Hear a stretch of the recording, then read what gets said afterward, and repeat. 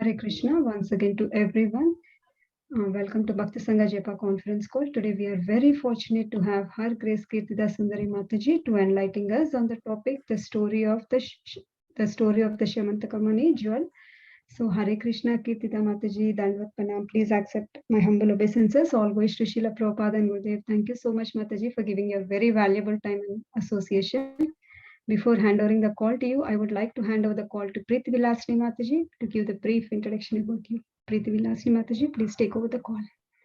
Thank you, Radhika. Thank you, Radharani Mataji, for this opportunity. I'm very, very happy, excited, and honored to be introducing the stimulus behind Bhakti Sangha. Kirtida Sundari Mataji is one of the core members on whom the energy of Bhakti Sangha Japa group rests. She was born on 18 September 1976 and she was introduced to Krishna consciousness in 2009. She got her first initiation in 2011 and second in 2013. She is an ardent disciple of His Holiness Bhakti Charu Swami Maharaj, and she's a seasoned, ripened fruit in Krishna consciousness. And this is very evident in her confidence when she delivers several lectures. She has humility in conduct, and her indisputable knowledge in Shastras and strict following of the instructions of her spiritual master is the decoration of this wonderful Vaishnavi. Her power-packed classes are convincing and they are loaded with take-home lessons that we can easily apply in our daily life. Anyone who hears her lecture is completely convinced of the details that she presents. Her whole family is fully immersed in Krishna consciousness. Her husband, His Grace Ajay Govind Prabhu, is a great preacher, and he also uses his photography skills from time to time in different retreats. He's also a wonderful cook. Her son Ujjwal Rasanandas is an excellent kirtanier, a role model for youngsters, and an avid preacher too. She's a very wonderful devotee with a great vision, and she infuses enthusiasm among all the Bhakti Sangha coordinators, and she brings her ideas into reality for the pure pleasure of Krishna. She has been coordinating the mid-morning sessions for over a decade. Actually, she's one of the founding members of the mid-morning sessions that happen over this call. She brings speakers from all over the world. She manages the classes, and she also is the main instructor of the Bhagavad Gita series that was introduced by Bhakti Sangha for newcomers. And she's, of course, a regular speaker on the mid-morning classes. She's a great counselor, guiding several devotees, both in her area in Hillsborough, North Carolina, as well as several devotees around the world. She's very active in the temple of Radha Golokananda, where she is engaged in elegantly dressing the deities, one of the best deity dressers I have seen. She does impeccable pujari services, opulent boga cooking that can make anyone want to fly to North Carolina just to taste. And she gives inspirational classes both in the temple as well as in several Bhakti Vriksha programs that she conducts in her local area. We are very, very happy to have such a wonderful person with us. She's a friend, a devotee, and she means a lot to everyone on Bhakti Sangha. The very face of the mid-morning classes. So very proud to have her on the call, and Mataji will be speaking on the Shyamantaka Mani pastime. Hare Krishna Kirtida Sundari, you can take over. Jai, thank you. Thank you so much, Preeti Vilasini Mataji. Finally, you ended. I thought the entire class will be my glorification. When Radharani Mataji said brief introduction, I wanted to stop and tell her not a brief one this time.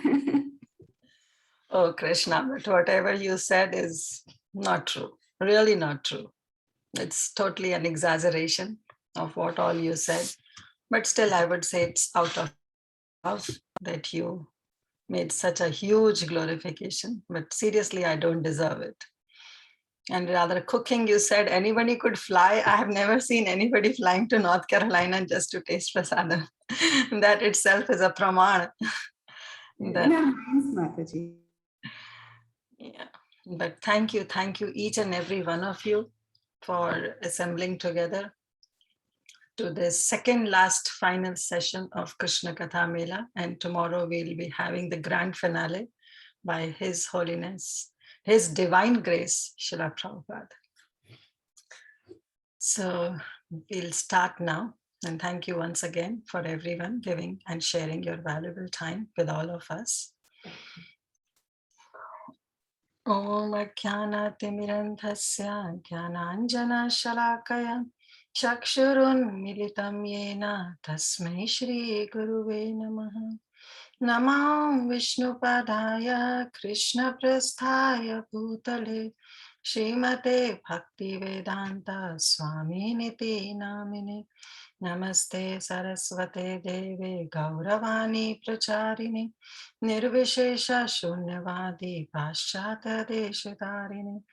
Jai Shri Krishna Chaitanya Prabhu Nityananda Shri Advaita Gadadhar Shivas Adi Gaur Bhakta Vrinda. Hare Krishna, Krishna Krishna, Hare Hare, Hare Rama, Rama Rama, Hare Hare.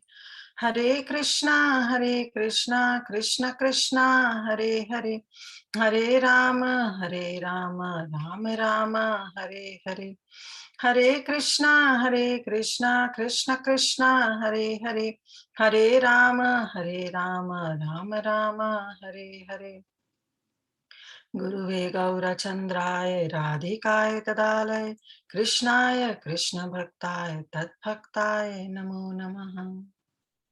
Mukam karoti vachalum kam pangum langayate girim yat kripaha tamham vande Shri Guru Dinadarinam Paramananda Madhavam Shri Krishna Chaitanya Ishwaram. So Hare Krishna. So today we will be covering the pastime of the Shyamantaka jewel. And this comes in the 10th canto, 56th chapter. So we will be covering 56 and 57, both the chapters, because both the chapters are linked. But before we start, again, I will like to seek all your blessings, prayers, so that I may speak something relevant to this topic. And definitely whatever I'm planning to speak, Krishna willing, is only and only for my purification. The class may sound little instructive, but all those instructions are purely for me so that I can imbibe those instructions in my life and be able to progress in my spiritual life. So for all that, I seek blessings from each and every one of you. Vancha kalpatarupascha kripa sindhu bhaivacha patitanam bhavanebhyo vaishnavebhyo namo namaha. So Shyamantaka jewel. Yes. So this comes in the 56th chapter of the 10th canto, right? So as we know that in the previous chapter, not previous, but one chapter before this, Sukadev Goswami has described about the marriage of Mother Rukmini and Krishna.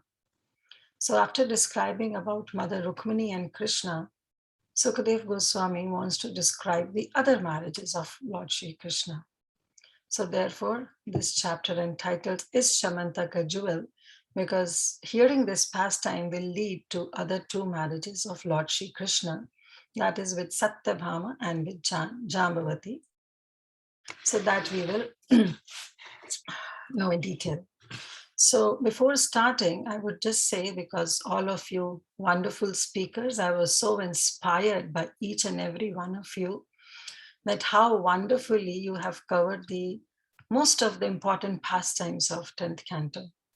So some have described about the Mathura Leela, some has described about Vrindavan Leela, and of course, many of you have touched upon Dwarka Leela also. So Krishna Leela is actually broadly categorized in three aspects. First is the Mathura Leela, where Krishna took his Janma, that is, he appeared in Mathura. And then his childhood pastimes, that is in Vrindavan Leela. And the final is the Dwarka Leela. So yesterday also, Her Grace Preeti Vilasni Mataji was discussing on Dwarka Leela about the pastime of Paundraka. So now in continuation with the Dwarka Leela also only, we will continue with this Shyamantaka pastime. So I would like to read the first verse and first and second verse, and then we'll continue. So this is from Canto 10, chapter 56, verse number 1. Om Namo Bhagavate Vasudevaya. Om Namo Bhagavate Vasudevaya. Om Namo Bhagavate Vasudevaya. Canto 10, chapter 56, verse number 1.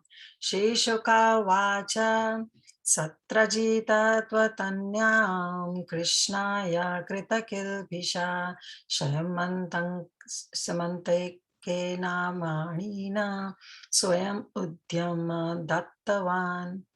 So what Sukdev Goswami is saying, Satrajita Swatanayam, Satradijit.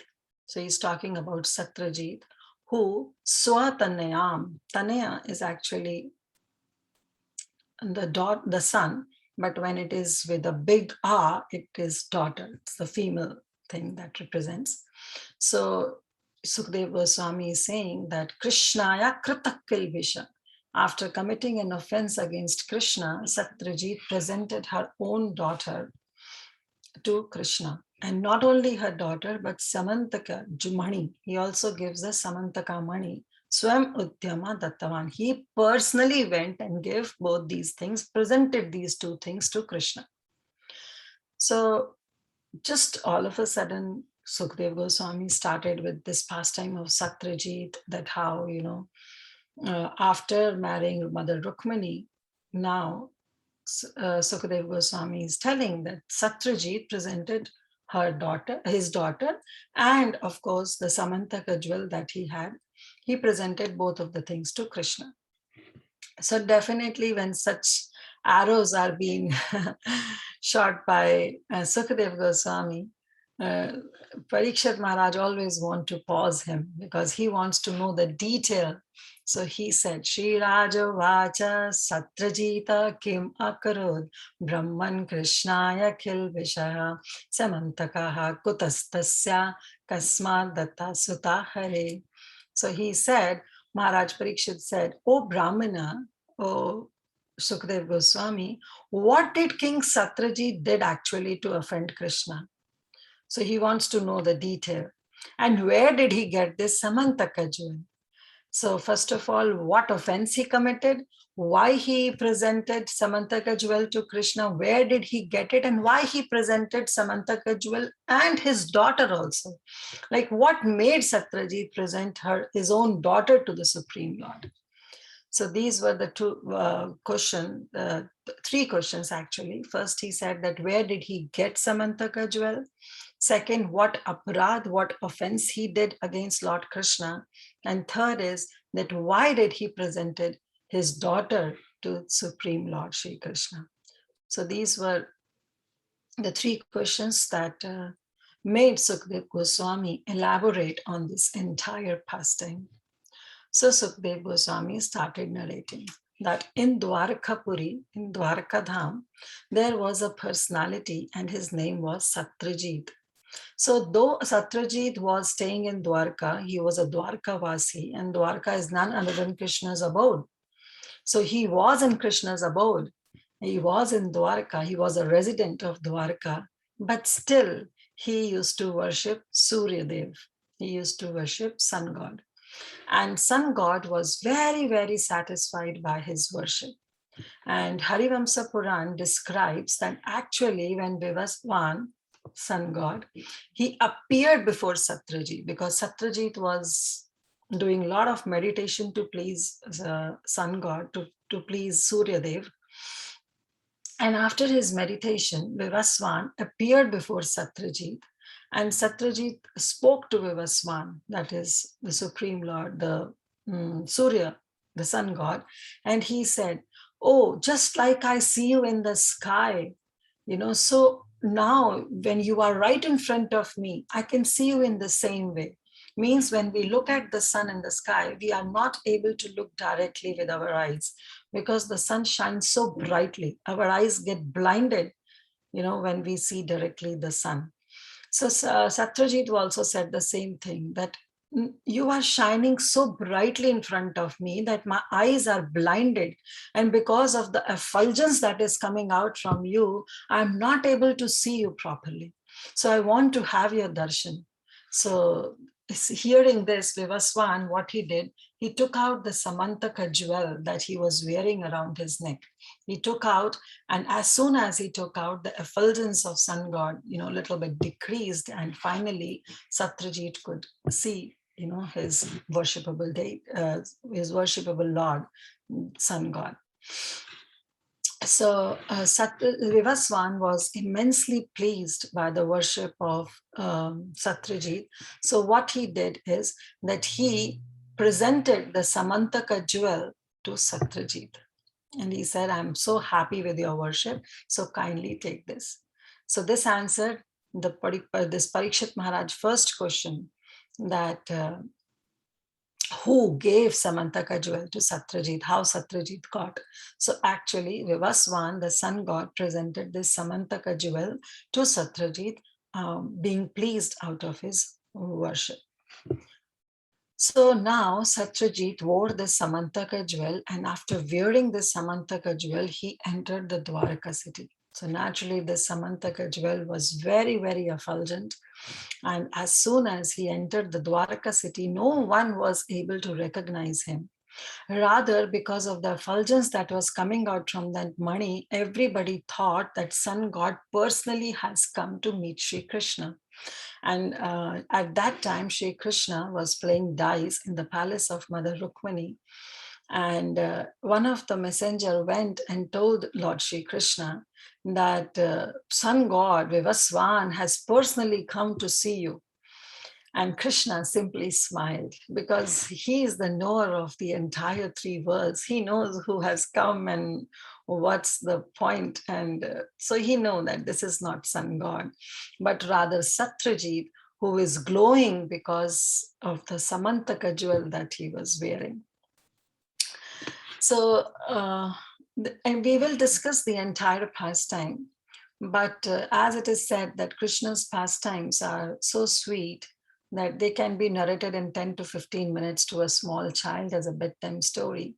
But also the same pastimes can be dig down and can be relished, and can be so much lessons can be learned from these pastimes. So we, not as children, we will not hear just the story, but we will dig out many new lessons from these pastimes. So the new lessons that we will learn from these pastimes I have tried to do it with R's, R for Radharani. So 8 hours we will learn, with the 8 lessons we will learn from this entire pastime. Okay, so just want to bring that. So finally, Krishna knew that this is not sun god, but he is just the Satyajit, who is one of the Dwarkavasi who has come, and he is glowing because of the Samantaka jewel he is wearing. So here we come with the first lesson, first R, that is rationalize your thinking. Okay, so this is how even the Dwarkavasis did. They didn't rationalize, that they didn't took out the fact that who has actually come, whether he's really a sun god, but they just assumed that, oh, because of the effulgence that is coming, so he's non-different from sun god. So therefore they just went and informed Krishna that sun god has come to meet you. So sometimes we also see the external glare of an object, or external demeanor of a person, or a person who is very, very charismatic. We get so much attracted, and we just present some more glory and importance to that person, without even rationalizing, without even truthfully understanding that what exactly it is, right? So we have to really rationalize. We should not get attracted just to the external charisma of any kind of a person. They may be carrying some demeanor, but we should not be attracted. We should really think that what they are in their life. Now here I don't mean that from here onwards we should start judging people. No, that should not be the attitude. I don't mean that from here you start judging people. The point is that, yes, a certain kind of discrimination is really needed. Needed, why? Because we are trying to associate with those persons.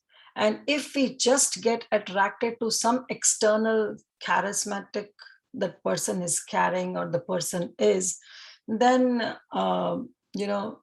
it will not be good for us. So we should really try to associate with serious devotees who may not be the charismatic, who may not be able to carry themselves properly, but they are spiritually very, very strong.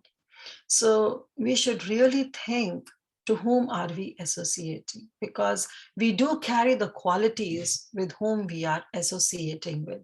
So if we are associating with really advanced devotees who have real taste in the holy name, or who have really taste in Krishna Katha, then naturally we will also be advancing in our Krishna Bhakti. So this is the first star, that we should always rationalize our thinking. Now then, finally, coming back to the story, Krishna revealed the truth to the citizens of Dwarka, that he is not sun god, but he is Satrajit, who is just one of the citizen of Dwarka, who is just a Dwarkavasi. So Satrajit then finally went to his home. He didn't go to meet Krishna because that was not his agenda at all. So he went to his home. He organized a big festival. He called many qualified brahmanas. He invited them to install Shyamantaka jewel in the temple room of his house. So Sukdev Goswami then describes that this Shyamantaka jewel is very, very auspicious.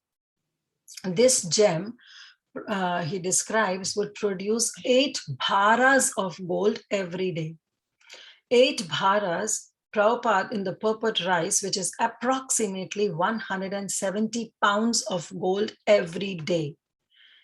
Okay, so it's not an ordinary money. It's not an ordinary jewel. So this jewel produces 8 bharas of gold, which is approximately 170 pounds of gold every day. And moreover, wherever this Shyamantaka jewel is placed, that place itself becomes very, very auspicious. There will be no famine, no drought, no mental or physical disorders. Practically, that place will be free of all kind of calamities.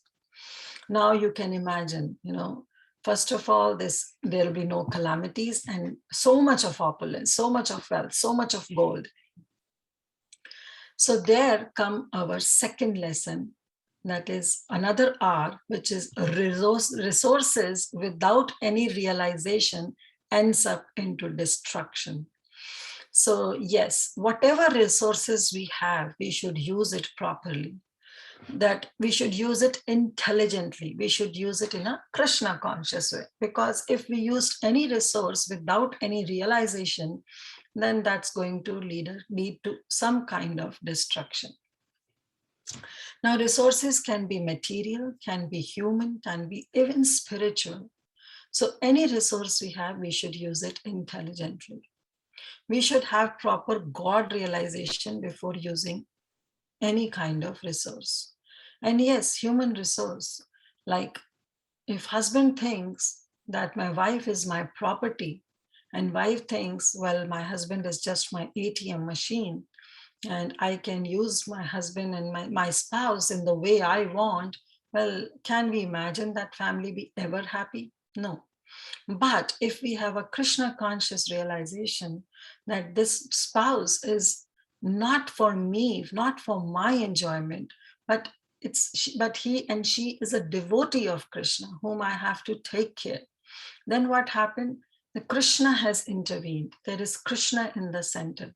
So definitely that relationship will be more strengthening.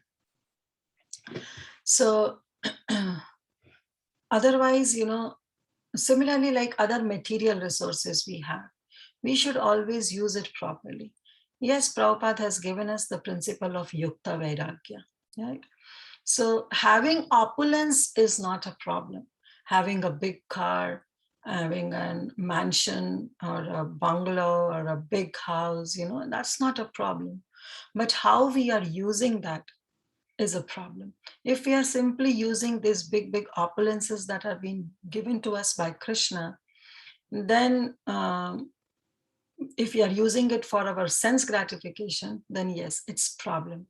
But if the same opulence, we use it for Krishna's service, then it becomes a devotional service. So opulence is not a problem, but how we are using the opulence is what has to be considered. So here, even Satyajit, we know that how much opulence now he had, but he didn't put Krishna in the center. He wanted to enjoy himself. Why? That we will see now. That on one occasion in the past time, what happened, that Krishna came to Satyajit's place and he advised Satyajit that such jewels, that you have should be actually with the king. So Krishna requested Satyajit to give this jewel to King Ugrasen, because Krishna knew that Satyajit has no realization whatsoever to use this resource properly. After all, so much gold, 170 pounds of gold. Can you imagine? Into 30 into 365. So how many pounds of gold would have been? So much gold. How can Satyajit be able to enjoy by himself? Such wealth also brings some, not a good auspicious sign, because if we don't know how to use properly, then a lot of bad habits accompany with a lot of opulence if we don't have a proper realization how to use those opulence.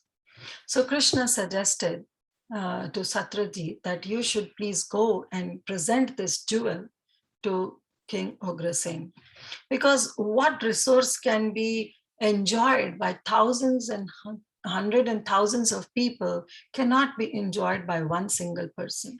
If this jewel is with king, then definitely the opulence of the entire kingdom will increase, and a lot of more facilities can be provided to the citizens, because there is so much of opulence, right? So if it is with the king can take care of the entire kingdom properly. But if it is with one person, then how much one can enjoy with so much of opulence. But Satyajit, having no realization whatsoever, he was so greedy that he simply refused the advice of Krishna. And he immediately said that I am not going to present this jewel to king. This is for me. I got it due to my intense meditation. Sun God presented it to me. So I'm not going to give it. Lord repeatedly told him, but he refused. He said, no, I'm not. He rejected the advice of Lord Shri Krishna. So here comes our third hour, our third lesson, that is rejection to the good advice of seniors. Yes, sometimes we also trust that whatever I am thinking, whatever decision I am making is perfect. I don't want advice of others. We reject the advice which is given to us by our spiritual masters or by our shiksha gurus, our mentors, our counselors. We refuse their advice.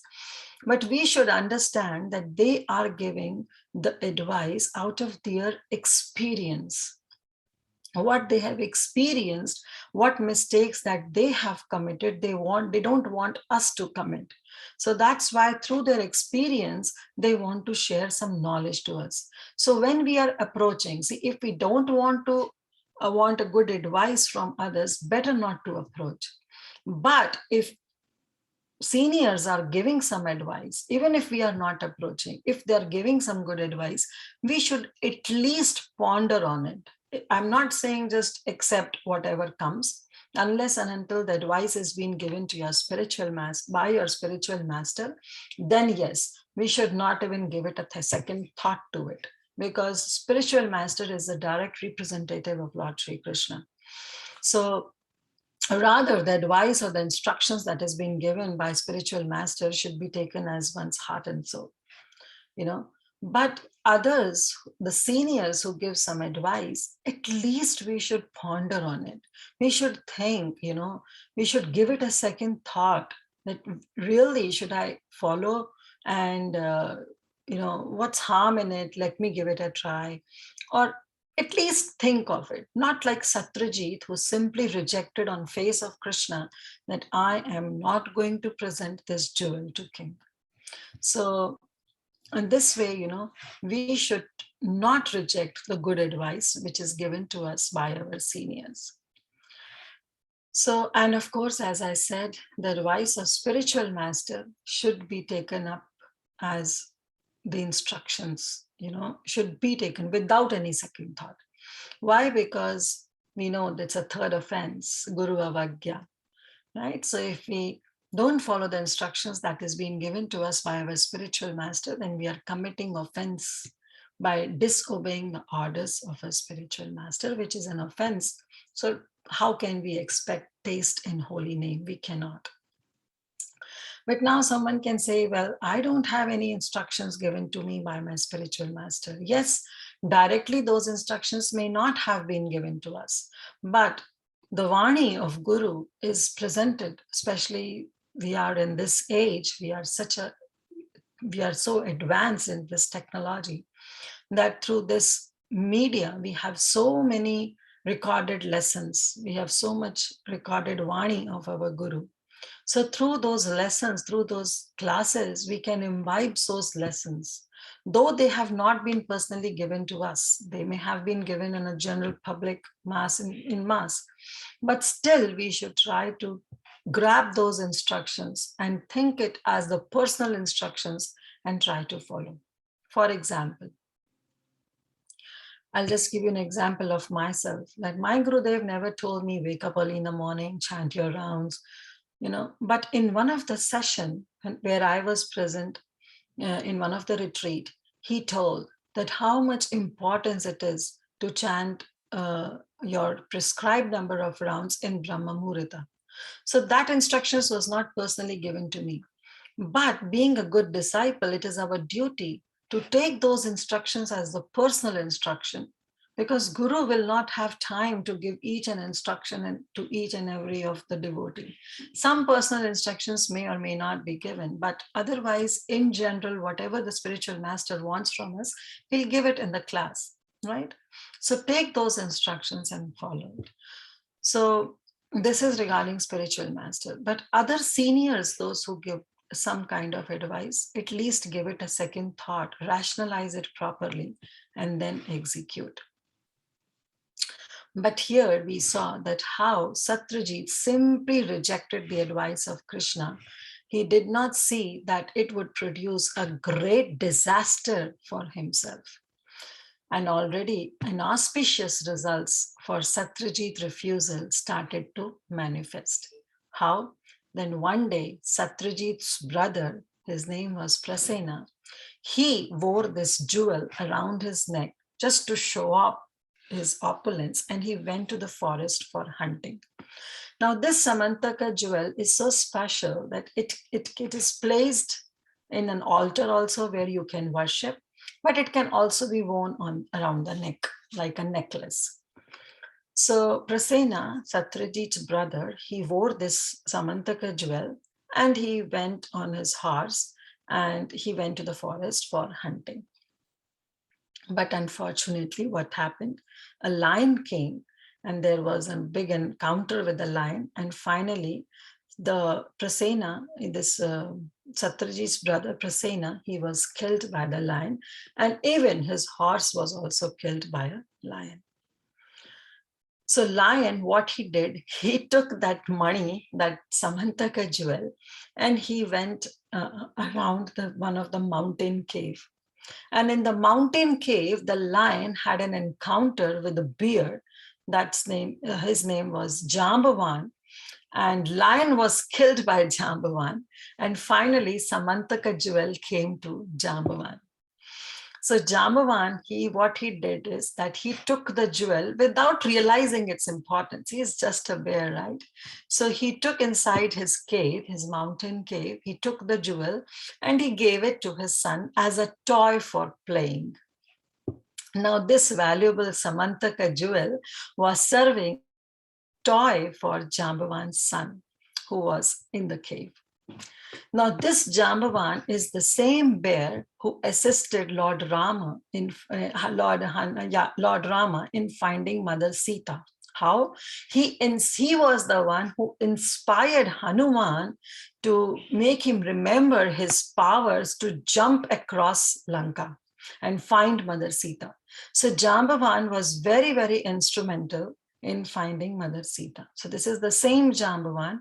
Now I'm talking about Dwapar Yuga, where Treta Yuga has already passed. But in Dwapar Yuga also, the Jambavan was still there.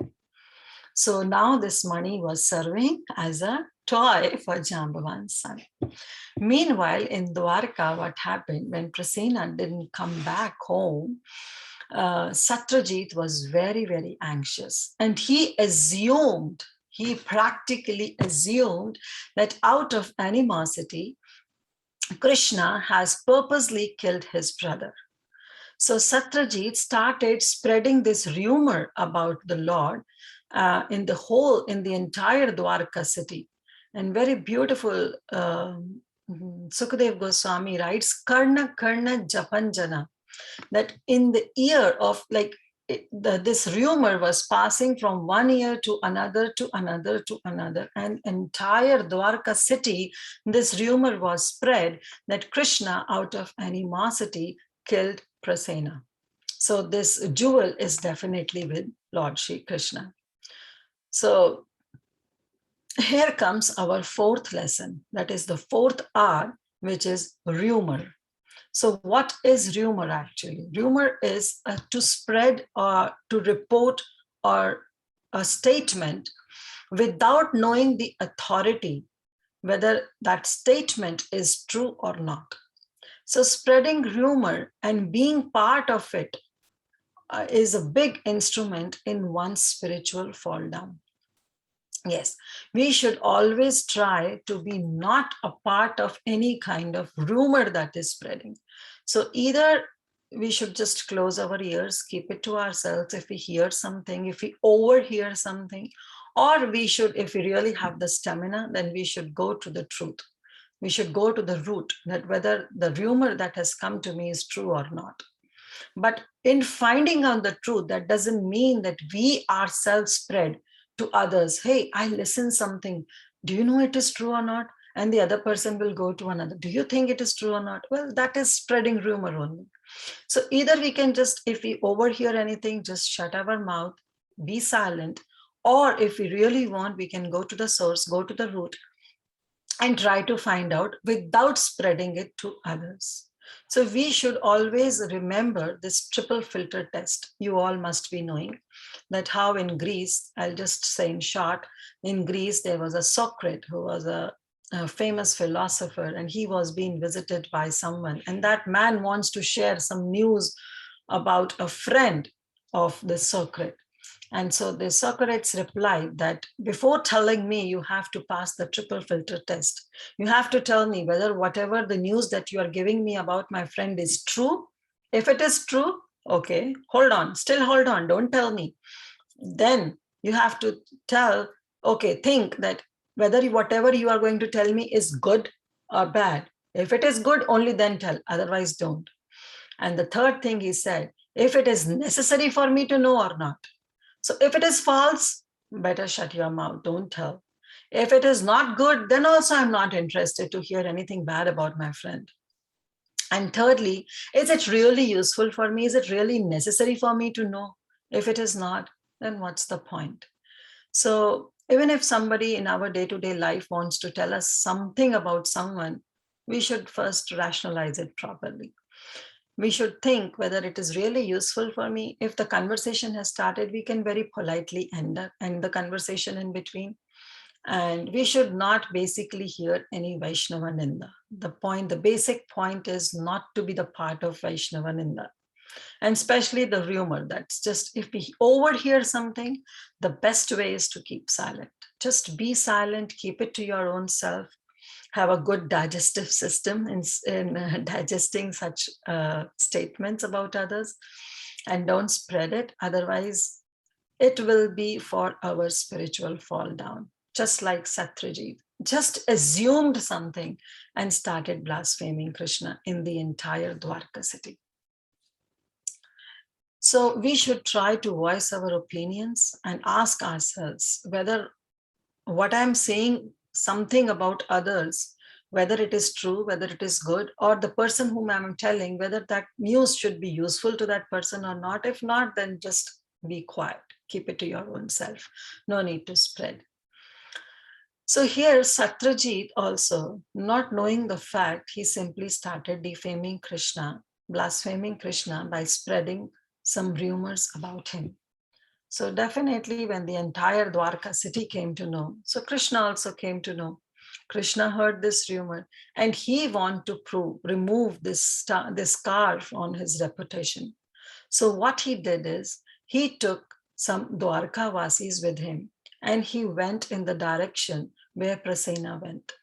Because Krishna wants to prove that he is not the part of this thing, this killing of Prasena, and neither he possess any Shyamantaka jewel. He doesn't have any.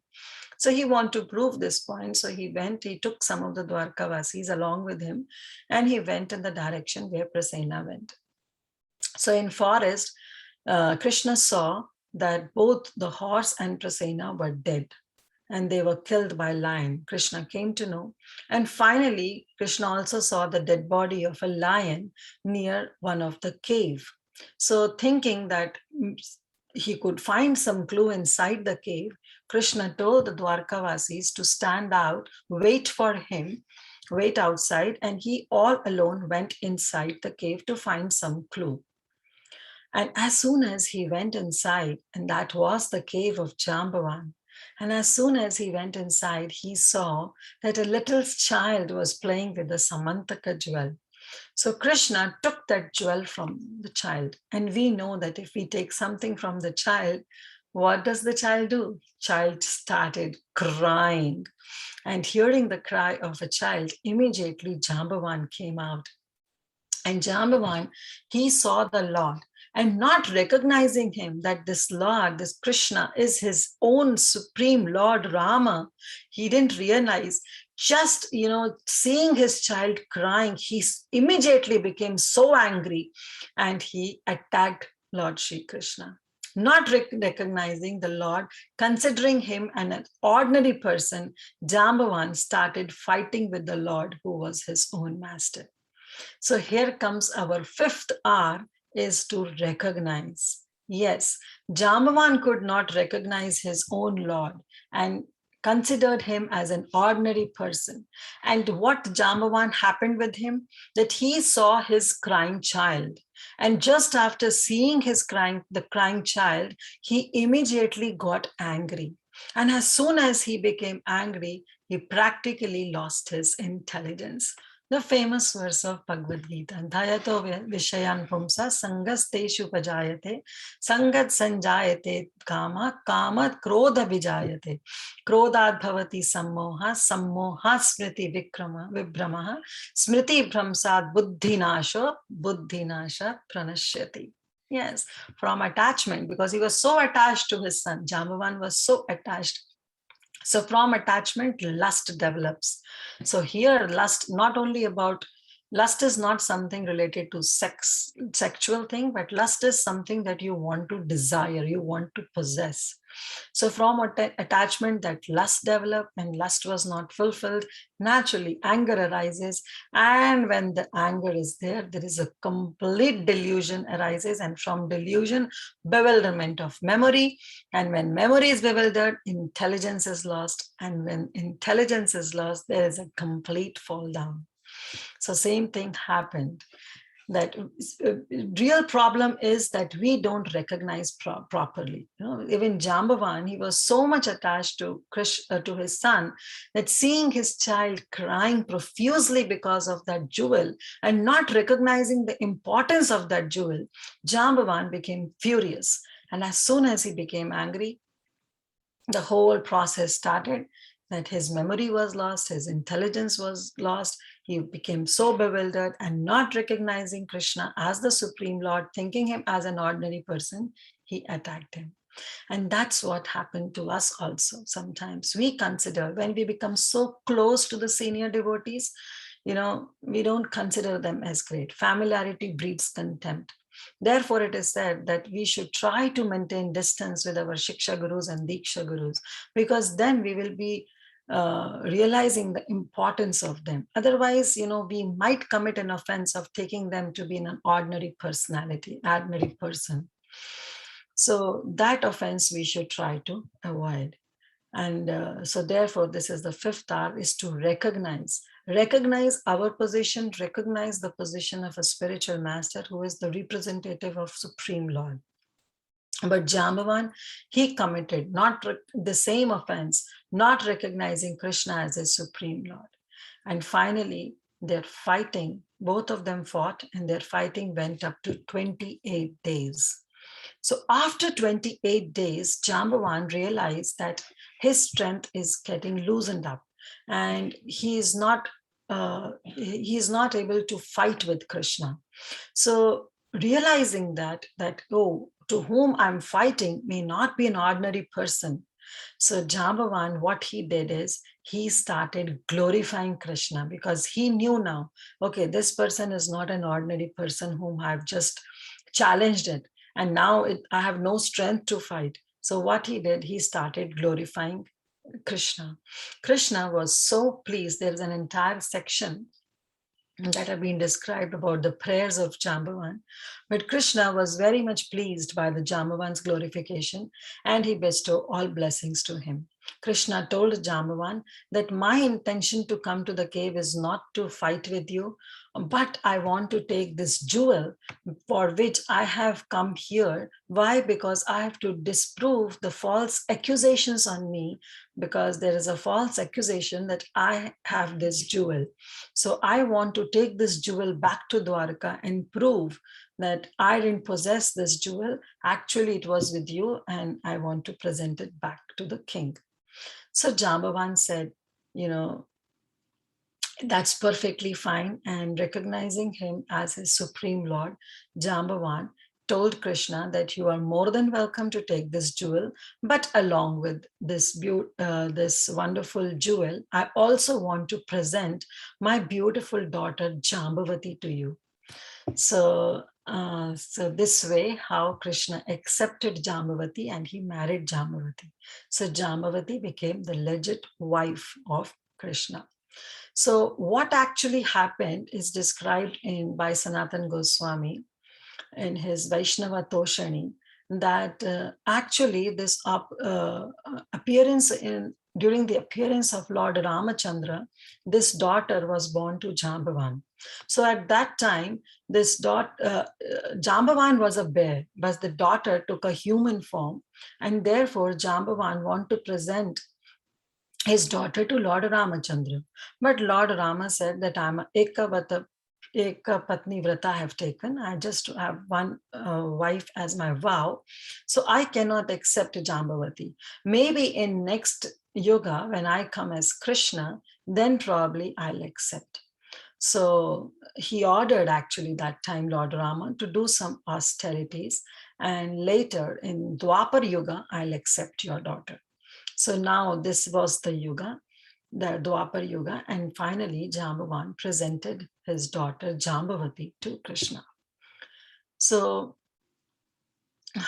what happened that Krishna, meanwhile, what happened that those Dwarkavasis who were staying out, from that cave, who was staying out of that cave, because Krishna told them, you stay outside and I'll go inside the cave and fight with Jambavan.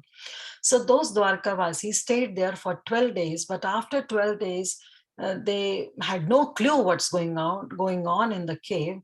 So they went back to Dwarka. And they, when they returned to Dwarka city, they told that, we don't know now what happened, because Krishna went inside the cave. We waited there for 12 days, but we had no clue now. So we came back. So when Devaki, Mother Rukmani and Vasudev, they all other relatives, and they heard about all this news, they all started lamenting. So what they do, they all Dwarkavasis, they started cursing Satyajit, and that it's because of him that Krishna has to go, and now we don't know, we have no clue where Krishna is. So all the Dwarkavasis, they started worshipping Durga, and one of the form of Durga, which was Chandrabhaga, they started praying to her for Krishna's return. So their prayers were heard, and finally, after marrying Jambavati, Krishna returned to Dwarka with Samantaka jewel and his new wife Jambavati. So all the citizens were very happy seeing Krishna. And Lord Krishna then called upon Satyajit also to the royal assembly, and in the presence of King Ugrasena, he announced the recovery of this jewel.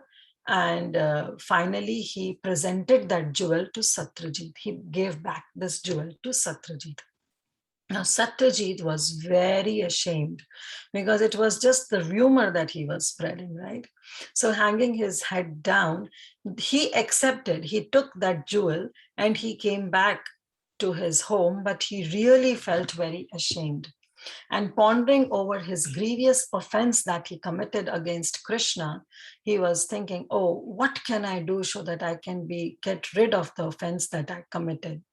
And then, because he wants to regain his good fortune, because he was also being cursed by all the Dwarkavasis, because Dwarkavasis were also very upset. So he was thinking, oh, there should be some good fortune, and how can I call upon?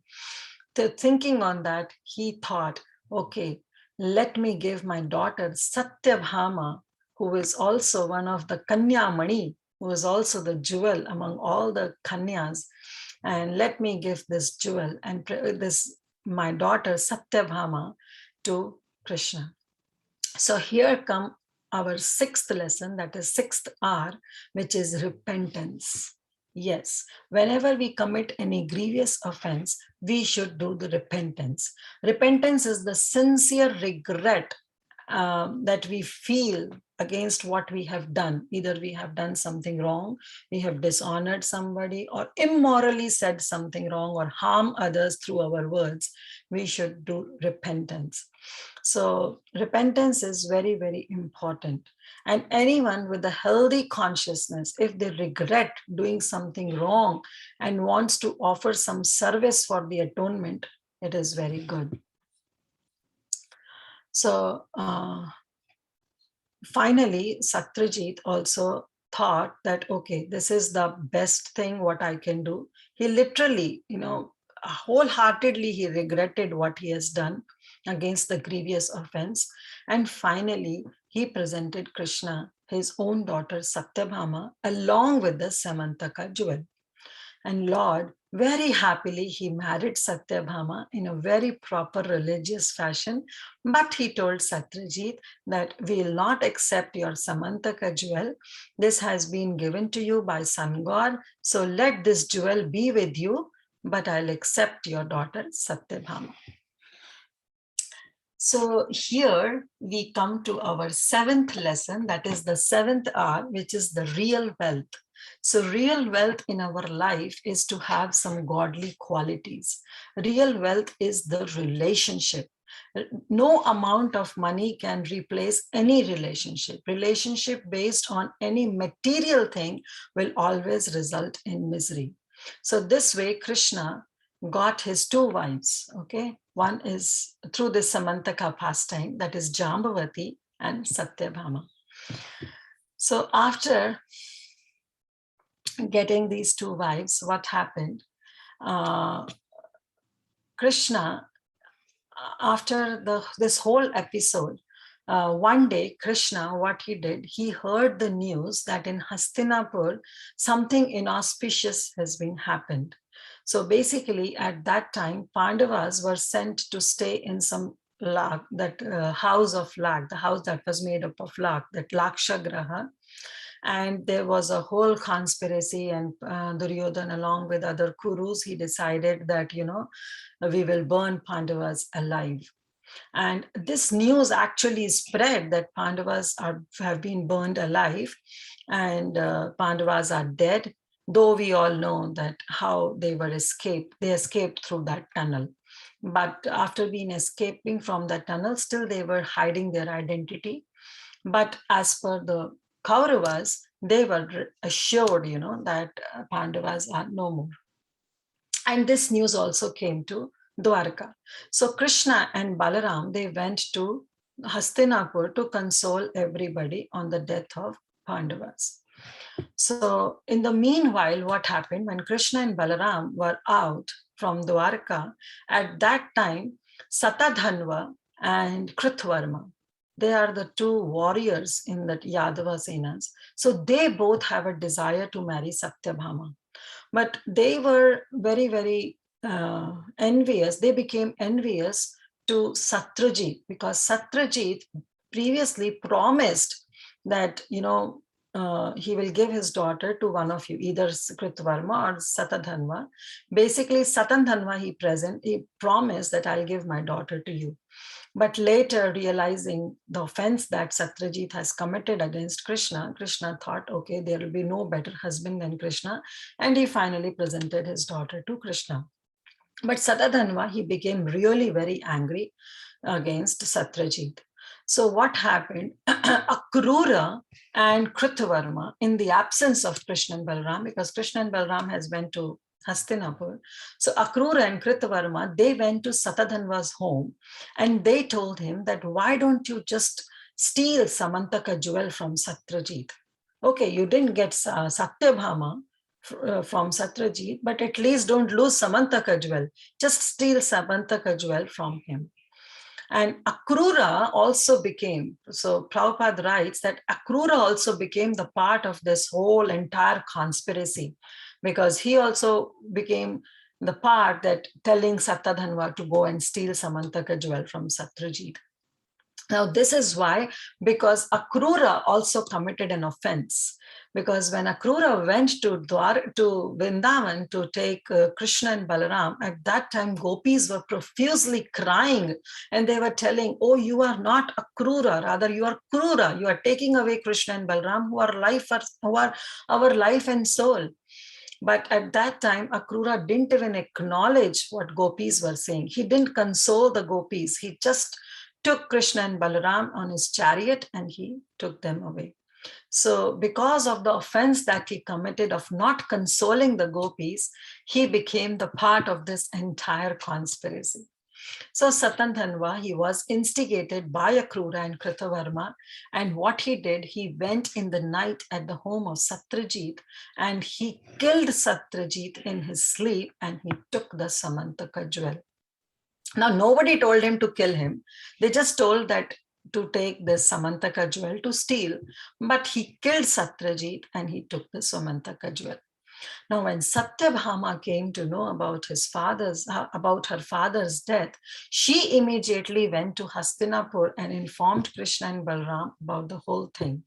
So Krishna and Balaram then came.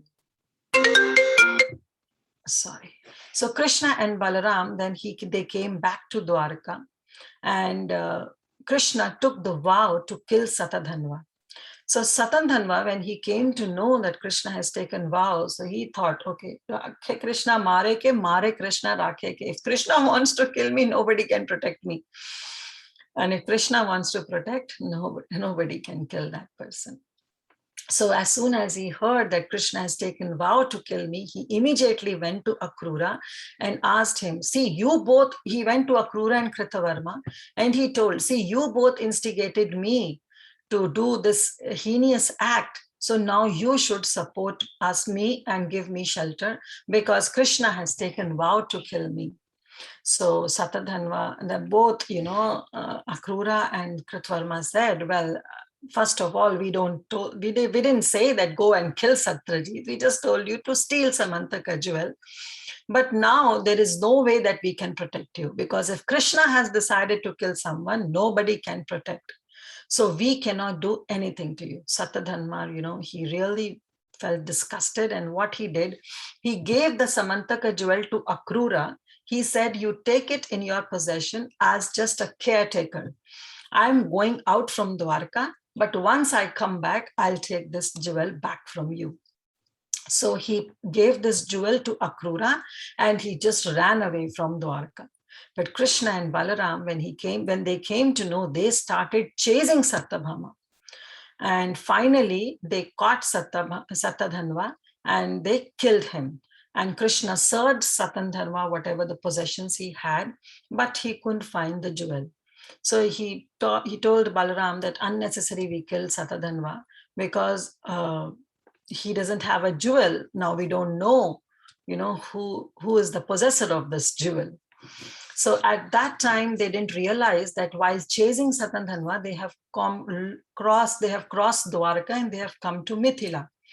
So Balaram told Krishna that, okay, since we have come that far, now let me stay here in Mithila and I will stay here and now you go back. So Krishna decided to go back to Dwarka.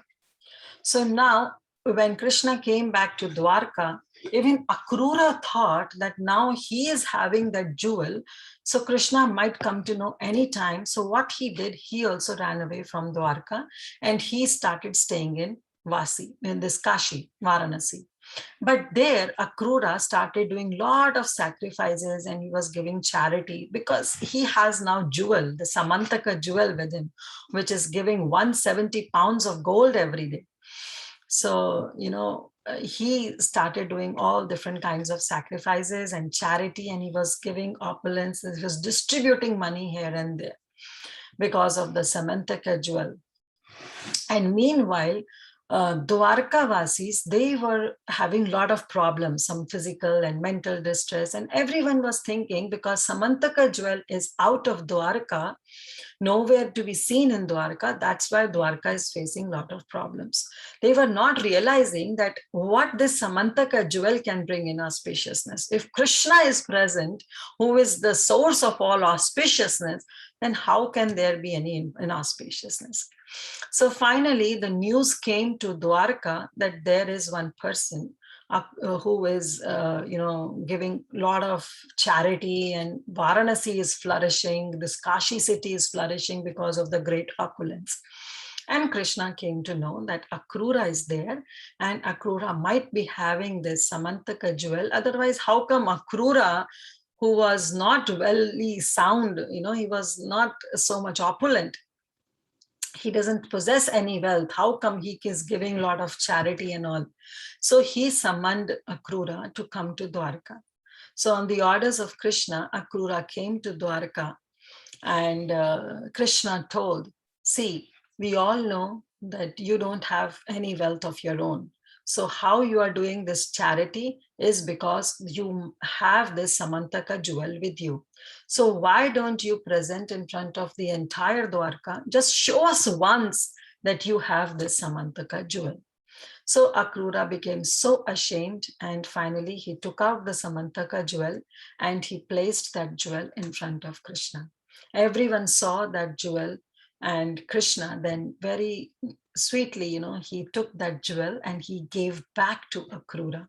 And he said, okay, you take care of this jewel and perform a lot of sacrifices because you are the right person who can make the best use of this jewel. So you kindly keep it. I just want to make sure that all the Dwarkavasis know where that jewel is. So now you just keep this jewel with you and perform a lot of sacrifices and charity. And we don't want this jewel. So Akrura, he really felt very much ashamed, but he put that jewel back into his neck, and he accepted the jewel by Krishna because Krishna himself personally presented. So Akrura accepted that jewel and he wore it around his neck, and he was also shining brightly like sun. So here comes our last lesson, that is last R, which is renunciation, which is actually the quality of Krishna. Krishna can renounce anything, but even the devotees of Krishna also possess this quality. They also easily renounce anything that comes to them. Why? Because they know that if anything which cannot be used in Krishna's service, why to possess it? So renunciation, and actually renunciation, vairagya, and devotional service, bhakti, they run along parallel lines. So when we are into devotional service, that renunciation automatically comes. It's one of the characteristics, it's a byproduct, you can say, of doing any kind of devotional service. And to attain this proper devotion for Krishna, one must practice some little amount of renunciation. That is very, very important. So finally, Sukdev Goswami ended this chapter here after describing this entire pastime about what happened to Shyamantaka jewel, who presented this Shyamantaka jewel to Satyajit, and how Krishna married two daughters of, he got married two ladies. One is Satyabhama, who was the daughter of Satyajit, and Jambavati, who was the daughter of Jambavan. So this way, describing two marriages of Krishna, Sukadev Goswami paused here. And we also will pause here to our Krishna Katha Mela. And tomorrow, definitely, we are going to have a grand finale, because tomorrow will be the wonderful session by His Divine Grace, Srila Prabhupada. So we'll stop now. Thank you all so much for joining. And Srila Prabhupada ki jai, Granth Raj Srimad Bhagavatam ki jai.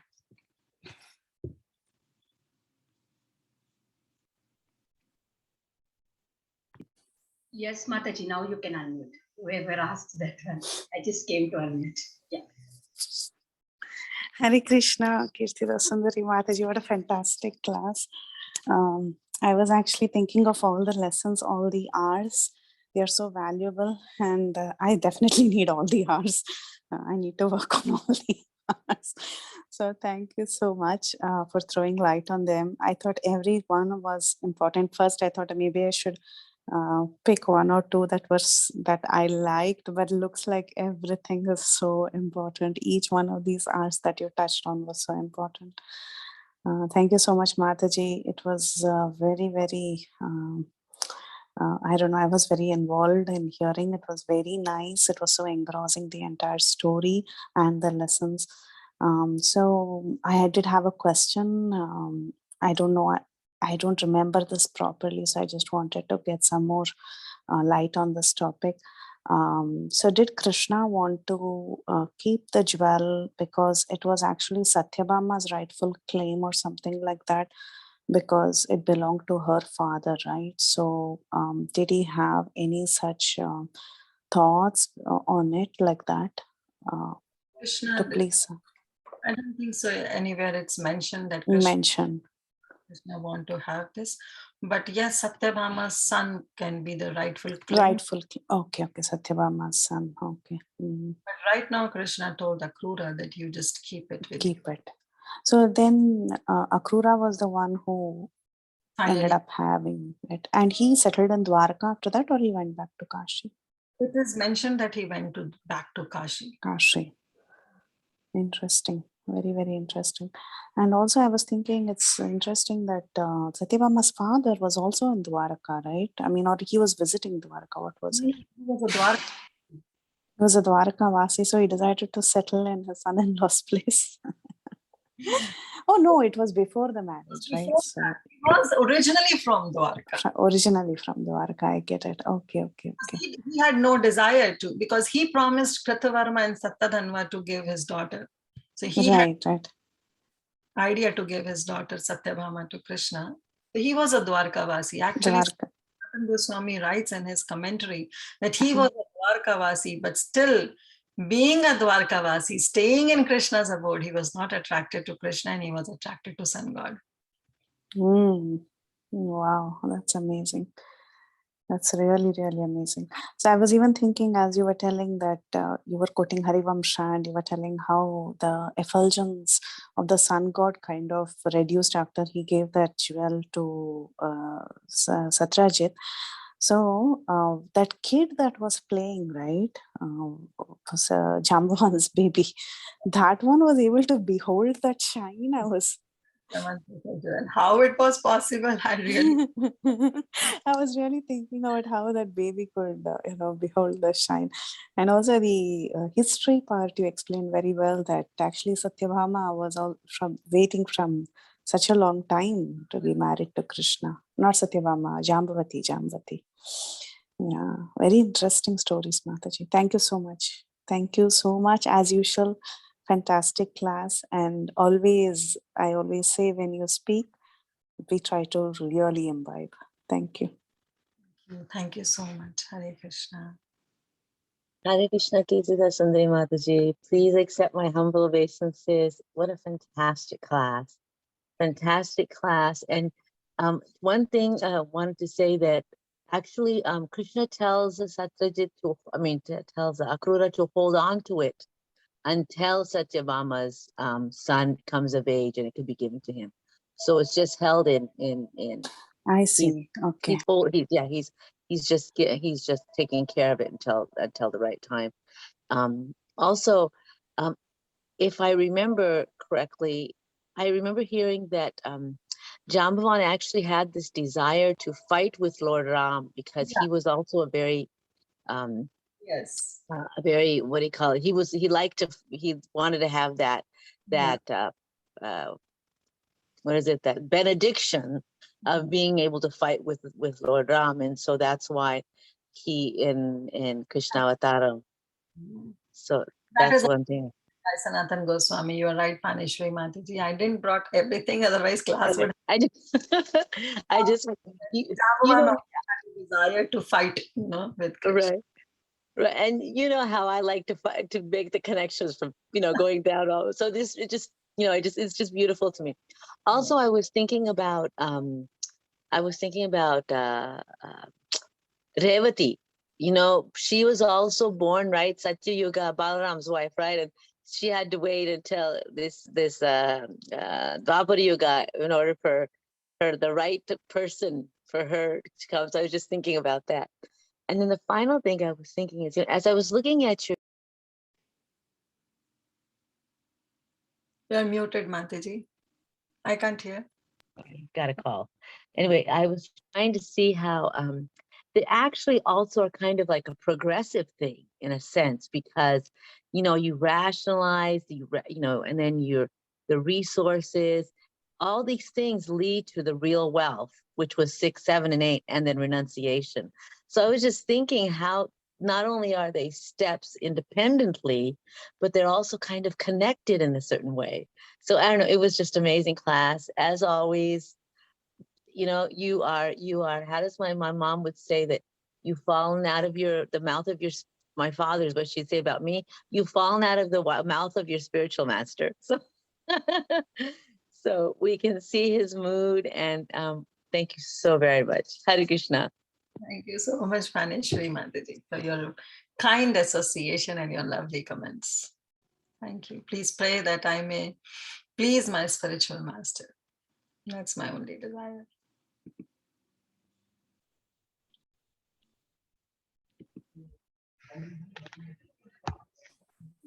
Hare Krishna Mataji. Yes, go ahead, Mataji. Thanks, Mata. Hare Krishna Mataji, Dandavat Pranam.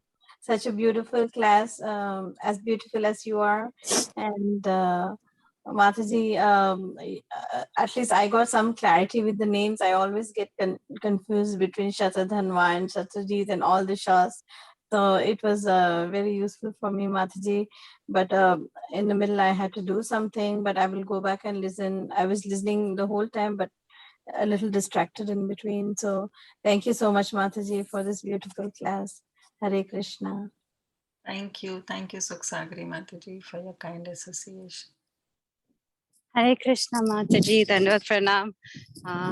Thank you so much for a wonderful class, Mataji. I could not hear the entire thing. I only logged in later. But what I heard, it definitely had a strong connection to today morning's class also. Today morning, we were doing 5th canto, 14th chapter, text 7, where we talk about gold and how that is yellow stool. So in this it was a very, very hard verse, and translation and purport was very, very, just hits us in the head. And here you're talking about what is the real wealth. Real wealth is relationship, not all this gold that he was getting. And just because he attained, he got that benediction and he has been getting all this gold, he's brought in the envy of so many people. And it seems like even when Akrura, like I was just thinking of this with in relation to yesterday's class also, how the so Akrura goes to Varanasi, Akrura goes to Kashi, and he goes and spends all this wealth that he is accumulating every day, that he's acquiring every day. So he was using that for good purposes in Varanasi. And yesterday Mataji was saying that at the end of it all, Krishna goes, his Sudarshan Chakra goes to Kashi and he completely destroys the entire city. So just that wealth that is, received this way is also not going to help anyone. It's not of anyone's benefit. So that just struck me. But very wonderful class, Mataji. I did have a question. Why did Balaram go to Mithila? Was there any reason? Yeah, it is explained that he want to stay in Mithila and he want to accept their, what do you say, their hospitality. And there he also taught Duryodhan the art of using club. Oh, okay. So even after he finding out that the Duryodhan is responsible for the Pandavas, in the lack. Balaram never agreed to it. He always thinks that Duryodhan is a good guy. He is a Duryodhana guru. Okay. But thank you very. Wanted to marry, his sister Subhadra to Duryodhana. Right. Balaram was very favorable to Duryodhana. Thank you so much, Mataji. Always very, very beautiful and so many lessons for us to learn practically also. Hare Krishna. Thank you, ma'am. Hare Krishna, Mataji, Dhanavad Pranam, and glories to Srila Prabhupada. Very, very beautiful class, Mataji. Last class with lot of lessons. Very hard to digest. Means for me, every day I face that. I have all that anarthas what you are explaining today. So for me, it was like, oh my God, where I am now. So many hours to practice in the life.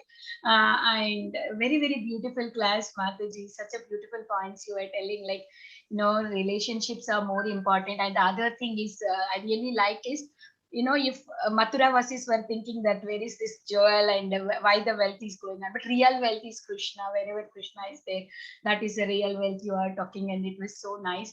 And you were also explaining about that things, right? Before you what is that? You were quoting something, some story, like I forgot the name, but you are telling like before somebody comes and tells about our friends, you analyze in three stages, and then you let it come towards you. Otherwise, don't let it come. Maybe if this is followed by all of us, maybe so many relations will stay, and it won't just go like that, because these days relationships are not like olden days. Before olden days, whatever it happens, they stick together. But now small things, okay, what is you in my life? You thought I can lead my life. It is that kind of mentality is there in this Kali Yuga. But that one point I really like, Mataji, what you said.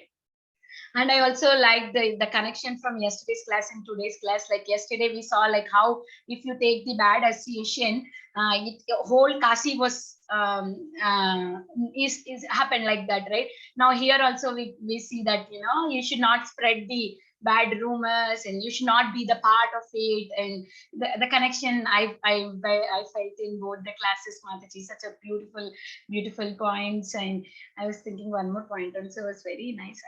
I don't know if I'm able to get it. It is so beautiful, Mataji. So many points you were explaining. Yeah, Mataji. And also the thing before, if somebody gives you advice, we think, okay, why other person need to tell me? I know better than them. Who are they? And that point also is very nice, Mataji. Even though we don't like it or like it, you just need to hold it out. Don't just say that I don't want to do it. You just hold it and think before doing it. And the other thing that you were telling, the instructions coming from the guru, it might not come directly, it might come through the lectures. You have to take it very to the heart, and try to make it implement, like how you told your personal experience. Very beautiful class, Mataji. In the beginning 15 minutes I missed because my Prabhu was going to lab and I was rushing out to send him to the lab. So I missed. I will go back and listen 15 minutes class. Haribol. Hare Krishna. Thank you. Thank you so much, Vinita Gandharvika Mataji, for your association. Hare Krishna Mataji, please accept my humble obeisances. All glories to Srila Prabhupada and Guru Maharajas.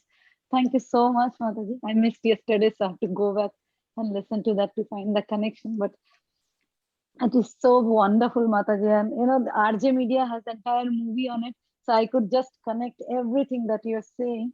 Mataji, in that drama, what they showed on RJ Media, when Rukmani had asked Krishna, why do you have so much attachment for this stone?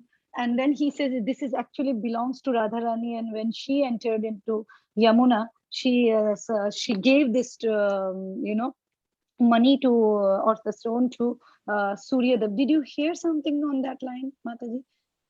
No, yeah, it is there in the RJ Media, because what I have seen so far, they usually make, of course, they make the movies based on scripture. So I was just wondering, will you bring that up on?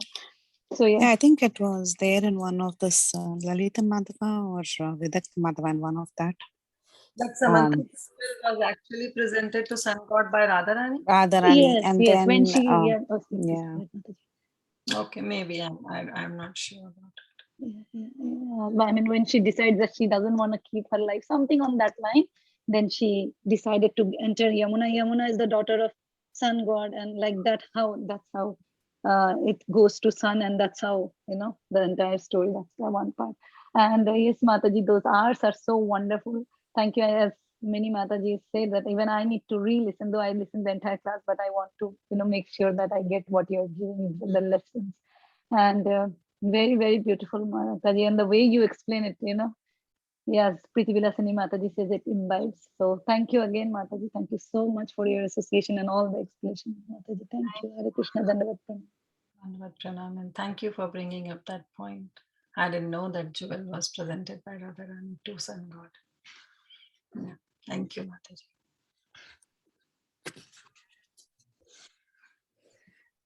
Hare Krishna Mataji. So beautiful. She has one question in the chat box. She wants to know about the R's. She said, can you repeat all the R's? So yeah, the first lesson was rationalize your thinking, which is the first R. Second is that resources without realization can end up into destruction. So we should use the resources properly, whatever the resources we have. Third R was the rejection to the good advice of our seniors, our spiritual masters, our Shiksha Guru or Diksha Guru. Fourth R was not to be the part of any rumor. Rumors are not good, so we should try not to be the part of any rumor. The fifth R was to recognize the position of our seniors, recognize the position of our Shiksha and Diksha Guru, where we discussed about the familiarity breeds contempt. Sixth R was repentance, that as soon as we realize that we have committed any offense against others, that regret, that repentance should come, because that's going to save us. Then seventh R was what is the real wealth in our life. So real wealth is not to have the material wealth as such, but real wealth is the relationship, to have godly qualities. That's the real wealth. And finally, the eighth R was renunciation. How the devotees are so much renunciant because they know that everything has to be used in Krishna's service, not for their own sense gratification. So they were the 8 R's. Hope that helps. Thank you, Mataji. Thank you so much for this wonderful class. It was so nectarian. I could hear the whole class, fortunately, even though I was busy in the kitchen. And it was a wonderful narration, Mataji. Thank you so much. Dandavat pranams to you. Thank you, Mataji. Dandavat pranams. And I think so, Anuradha Mataji has sent the link of that drama. So maybe everybody can take a note of it and we all can watch it. Thank you so much, Anuradha Mataji.